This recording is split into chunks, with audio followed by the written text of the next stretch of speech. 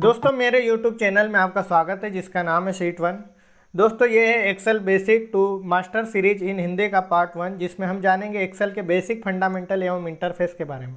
तो चलिए शुरू करते हैं। दोस्तों सबसे पहले ये समझते हैं कि एक्सेल होता क्या है और इसकी ज़रूरत क्यों है। दोस्तों एक्सेल एक स्प्रेडशीट प्रोग्राम है जिसमें हम ग्राफिक्स, चार्ट, फार्मूला, टेबल आदि की मदद से डेटा को एडिट एवं फॉर्मेट करके डेटा को स्टोर करते हैं। सरल भाषा में एक्सेल में हम स्मार्ट और इजी तरीके से डेटा को स्टोर कर सकते हैं। एक्सेल की ताकत का अंदाज़ा आप इसी बात से लगा सकते हैं कि कई सारी फाइलों का रिकॉर्ड आप बस एक एक्सेल वर्कबुक में रख सकते हैं। एक्सेल आइकॉन पर डबल क्लिक करके हम एक्सेल एप्लीकेशन को ओपन करते हैं। यहाँ पर कुछ ऑप्शन दिए गए हैं। होम ऑप्शन पे क्लिक करते हैं। होम ऑप्शन के अंदर यहाँ पर पहले ब्लैंक वर्कबुक का ऑप्शन दिया गया है। यहाँ से हम नई ब्लैंक वर्कबुक बना सकते हैं। नीचे रिसेंटली इसमें जो भी वर्कबुक पे आपने रिसेंटली काम किया है या जो भी वर्कबुक आपने ओपन की है वो यहाँ इस लिस्ट में नज़र आएगी। सेकेंड ऑप्शन है न्यू। इस पर क्लिक करेंगे तो हमें यहाँ पर न्यू ब्लैंक वर्कबुक बनाने का ऑप्शन फिर से दिखाई देगा, जो कि हमने होम ऑप्शन पे देखा था। यहाँ से आप पहले से बने हुए माइक्रोसॉफ्ट एक्सेल के टेम्पलेट सर्च कर सकते हैं। मान लो हमें रिज्यूमे से रिलेटेड टेम्पलेट देखना है तो आप यहाँ से टाइप करेंगे रिज्यूमे और एंटर करेंगे तो ये माइक्रोसॉफ्ट ऑफिस की तरफ से पहले से बने हुए टेम्पलेट हैं जिन्हें आप यूज़ कर सकते हैं आपकी ज़रूरत के हिसाब से सर्च करके। इसके लिए आपके कंप्यूटर में नेट कनेक्ट होना चाहिए। थर्ड ऑप्शन है ओपन। यहाँ से आप जो भी वर्कबुक आपने सेव की हुई है वो यहाँ से ओपन कर लेंगे। वो सारी वर्कबुक यहाँ लिस्ट में नज़र आएगी। आप फोल्डर वाइज भी यहाँ से चेक कर सकते हैं। जो वर्कबुक आपको यहाँ नहीं मिलती है आप यहाँ से ब्राउज़ करके उस वर्कबुक को ओपन कर सकते हैं। चलिए हम पहले न्यू ऑप्शन में जाके एक नई ब्लैंक वर्कबुक ओपन करते हैं। ये एक नई ब्लैंक वर्कबुक है। एक वर्कबुक के अंदर कम से कम एक शीट होती है। जैसे यहाँ पर ये जो शीट वन दिख रही है ये एक वर्कशीट है। जिस तरह से एक बुक होती है, एक बुक के अंदर कई पेज होते हैं, वैसे ही एक वर्कबुक के अंदर कई सीट हो सकती है। यहाँ से आप नई सीट ऐड कर सकते हैं। ये जो प्लस आइकन दिख रहा है यहाँ से आप नई सीट ऐड कर सकते हैं। सीट को रीनेम करने के लिए उस पर आप डबल क्लिक करें और रीनेम कर दें,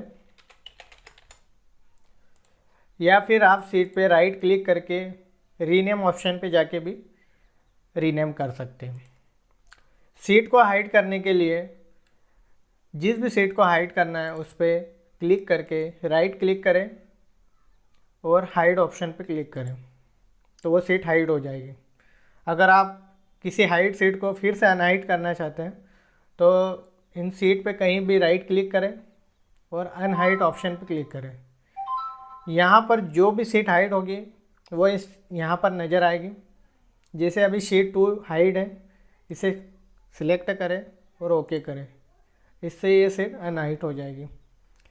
किसी भी वर्कशीट को डिलीट करने के लिए उस वर्कशीट को सिलेक्ट करें, राइट क्लिक करें और डिलीट ऑप्शन पे क्लिक करें, इससे वो वर्कशीट डिलीट हो जाएगी। दोस्तों एक वर्कशीट के अंदर आपको जो ये अल्फ़ाबेट्स दिख रहे हैं इन्हें हम कॉलम कहते हैं और ये जो नंबर्स दिख रहे हैं इन्हें रो कहते हैं। दोस्तों एक वर्कशीट में टोटल 16,384 कॉलम्स होते हैं और 10,48,576 रोज़ होती है। लास्ट कॉलम पे जाने के लिए आप कीबोर्ड से शॉर्टकट की कंट्रोल के साथ में राइट एरो की प्रेस करें। इससे आप वर्कशीट के लास्ट कॉलम पे चले जाएंगे। वापस आने के लिए कंट्रोल के साथ लेफ़्ट एरो की प्रेस करें। इसी तरह से लास्ट रो पे जाने के लिए कंट्रोल के साथ डाउन एरो की और वापस ऊपर आने के लिए कंट्रोल के साथ अप एरो की का यूज़ करें। दोस्तों ये कॉलम और रो जहाँ इंटरसेक्ट होते हैं, जहाँ मिलते हैं, उस चौकोर बॉक्स को हम सेल कहते हैं। ये जो बॉक्स दिखाई दे रहे हैं इन्हें हम सेल कहते हैं। इन सेल में हम डेटा को एंटर करते हैं। मान लो हमने यहाँ टाइप किया है, तो दोस्तों ये सेल में मैंने एक्सेल टाइप कर दिया है। दोस्तों हर सेल का एक एड्रेस होता है जिसे हम सेल एड्रेस कहते हैं। जैसे जो मैंने ये एक्सेल टाइप किया है, इस सेल का एड्रेस ये कॉलम डी पे है और रो 5 पे है, तो इस सेल का एड्रेस D5 हो जाएगा। दोस्तों सेल एड्रेस यहाँ पर हमें ऊपर ये जो वाइट बॉक्स दिखाई दे रहा है इसे हम नेम बॉक्स कहते हैं। यहाँ पर हमें सेल का एड्रेस शो होता है। जैसे मैंने अभी सेल ये जो एक्सेल टाइप ये वाला सेल मैंने सिलेक्ट किया है, तो आपको यहाँ पर इस सेल का सेल एड्रेस शो हो रहा है। जैसे ये सेल है D5, तो यहाँ पर D5 शो हो रहा है। दोस्तों नेम बॉक्स की मदद से आप किसी भी सेल पर जंप कर सकते हैं।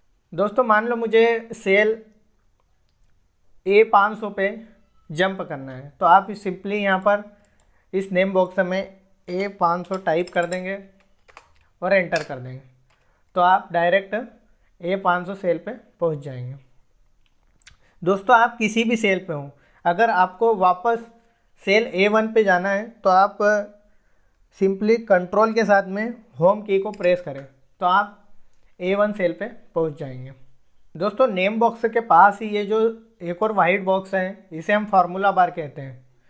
दोस्तों आपको पता है एक्सेल में फार्मूला का यूज़ करते हैं, तो वो फार्मूला जब हम सेल में टाइप करते हैं तो वो हमें यहाँ पर शो होता है। जैसे मान लो अभी मैंने जो ये एक्सेल टाइप किया है, इस पर जब मैं सिलेक्ट करता हूँ तो यहाँ पर फार्मूला बार में हमें एक्सेल ही दिखाई देता है, लेकिन इस सेल में मैं एक फार्मूला टाइप करूँगा। फार्मूला टाइप करने के लिए सबसे पहले हम इक्वल साइन लगाते हैं। मैंने इक्वल साइन लगा दिया है और ये जो D5 सेल है इसे मैंने सिलेक्ट कर लिया और एंटर कर दिया। तो दोस्तों क्या हुआ, जो D5 की वैल्यू थी वो यहाँ भी शो होने लगी है। लेकिन जब हम फार्मूला बार में इस सेल पे क्लिक करते हैं और फार्मूला बार में देखते हैं तो यहाँ पर जो हमने फार्मूला लगाया है इक्वल टू D5 वो फार्मूला हमें शो होता है। और यहाँ पर फार्मूला नहीं है तो जो भी वैल्यू हमने यहाँ एंटर की है वो यहाँ शो होगी। दोस्तों फार्मूला के बारे में मैं आगे के वीडियो में आपको बताऊँगा डिटेल में। दो या दो से अधिक सेल्स के ग्रुप को हम रेंज कहते हैं। जैसे यहाँ पर हमने सिलेक्ट किया है H6 से लेकर J11 तक की सेल्स को, ये एक सेल्स का ग्रुप है जिसे हम रेंज कहते हैं। इसे इस प्रकार से लिखते हैं H6:J11। दोस्तों यहाँ नीचे जो ये प्लस और माइनस का ऑप्शन दिख रहा है, ये वर्कशीट को जूम और जूम आउट और जूम इन करने के लिए यूज़ करते हैं। जैसे मैं इस प्लस साइन पे क्लिक करता हूँ तो वर्कशीट हमारी जूम होती है और यहाँ से जूम आउट होती है। अब हम जानेंगे एक्सेल में कौन कौन से माउस आइकॉन होते हैं। आपको वर्कशीट पे ये जो वाइट कलर का प्लस आइकॉन दिख रहा है इसे हम सिलेक्शन हैंडल कहते हैं। इसका काम होता है किसी भी सेल को सिलेक्ट करना, इसलिए इसे हम सिलेक्शन हैंडल कहते हैं। दोस्तों ये जो सेल के बॉर्डर पे जब हम माउस कर्सर को ले जाते हैं तो एक इस तरह का माउस आइकॉन दिखाई देता है जिसे हम मूव हैंडल कहते हैं। मूव हैंडल का वर्क होता है, इसे हम इस सेल को किसी भी सेल पर मूव कर सकते हैं इस तरह से। दोस्तों जब हम इस सेल के बॉटम राइट कॉर्नर पे जाते हैं, ये जो डॉट दिखाई दे रहा है आपको, इस पे जब हम जाते हैं तो एक ब्लैक कलर का प्लस सिंबल आपको दिखाई दे रहा है। इस माउस आइकॉन को हम फिल हैंडल कहते हैं।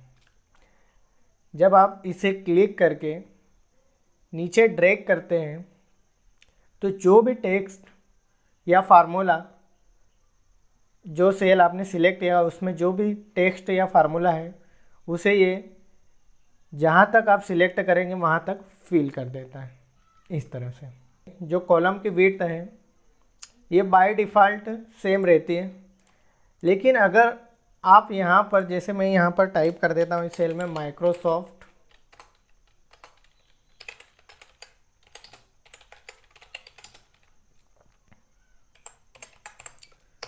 तो दोस्तों आपने देखा कि मैंने यहाँ पर माइक्रोसॉफ्ट ऑफिस 2019 लिख दिया है, लेकिन ये सेल से बाहर चले गया है, ये ओवरफ्लो हो गया है।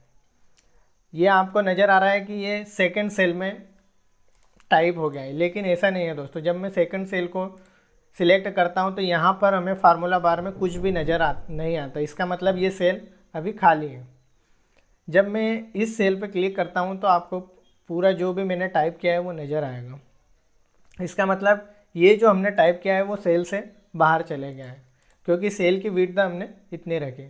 तो जब आप इस कॉलम के ये जो बॉर्डर है दोनों कॉलम के बीच में, इस पे जब आप माउस कर्सर को ले जाते हैं तो इस तरह का आपको आइकॉन नज़र आएगा।